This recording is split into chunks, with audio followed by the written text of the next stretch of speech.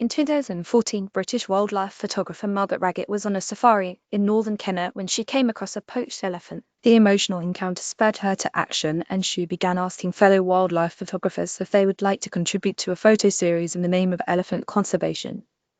At the time, I was spending a lot of time out in the field in Kenya, so I was meeting a lot of wildlife photographers, Raggett told Bob Books. So I started asking the photographers I knew if they would contribute an image or two towards a book to raise money for elephants. Everyone I'd asked said yes, and then I would ask them if they knew any other photographers they could introduce me to. Image by Tom Way, Remembering Wildlife. In the end, 65 photographers, including National Geographic collaborators Art Wolf and Franz Lantin, donated images to the cause under the name Wildlife Photographers United. The resulting book, Remembering Elephants, became a runaway success, and Raggett went on to continue the project with Remembering Rhinos and Remembering Great Apes, the latter of which included a foreword from the late Jane Goodall.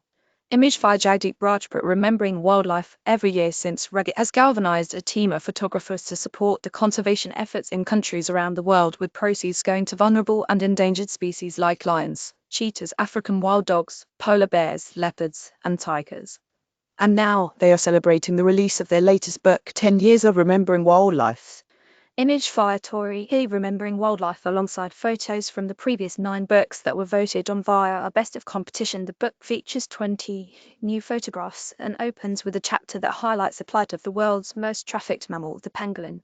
Image by Marlon Dutoit, Remembering Wildlife. Remembering Wildlife is transparent about where its money goes. On the landing page of their website, they break down exactly what happens with every cent. Every book is funded by Kickstarter, supported by the public, and the photos themselves are donated by 300 of the world's best wildlife photographers. Image via Julie Oldroyd, Remembering Wildlife. All of the stunning images we use in our books and exhibitions have been generously donated by our photographers as their way to give back to the species they make their livings from photographing. The business rights. They reference keeping overheads as low as possible, all while paying their core team to design, edit, and distribute the books. Even then, the company emphasizes that everyone is receiving considerably less than they would in the commercial world because they believe in the cause.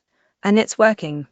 Image via Alessandra Manor, Remembering Wildlife. So far, we've distributed more than 1.23 M GBP, 1.58 million USD of profit to 80 different conservation projects in 34 countries since we started in September 2015, and we are determined to grow that.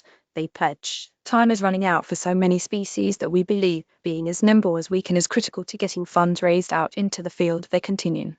Image by Mark Methcombe, Remembering Wildlife. Unlike the way many charities operate, we don't sit on big reserves of cash or schedule donations months or even years ahead. We want our cash out with projects doing good as soon as we possibly can get it there. In her interview with Bob Books, Raggett talked about the dichotomy of wildlife photography, from the reality of poaching and the decline of endangered species to the celebration of these magnificent animals. Image via Garrett Van Malderen, Remembering Wildlife. I think there are 2 different approaches, and I talk a little bit about it in my introduction to the book, Remembering Great Apes. Raggett said, first, there are obviously the shocking pictures which make people turn away in horror. In these books, I've been very selective in illustrating the problem, and the vast majority of what we have in the books are the beautiful pictures of the animals in the wild, because that's what I believe people want to buy. Image via Birkenhopper, Remembering Wildlife. Book, she said, I called the books Remembering, and there are a couple of reasons for this. Around the time I was thinking about doing the book, I saw an interview with Jane Goodall on the BBC, and she was talking about the elephant poaching crisis. Raggett explains. Image via Pedro Ferreira do Amaral, Remembering Wildlife. She was quoting some statistics showing that elephants were being wiped out quicker than they were being born and were on a path to disappearing. I just thought how shocking it was that it could happen on our watch and that our generation could be the last to see elephants in the wild.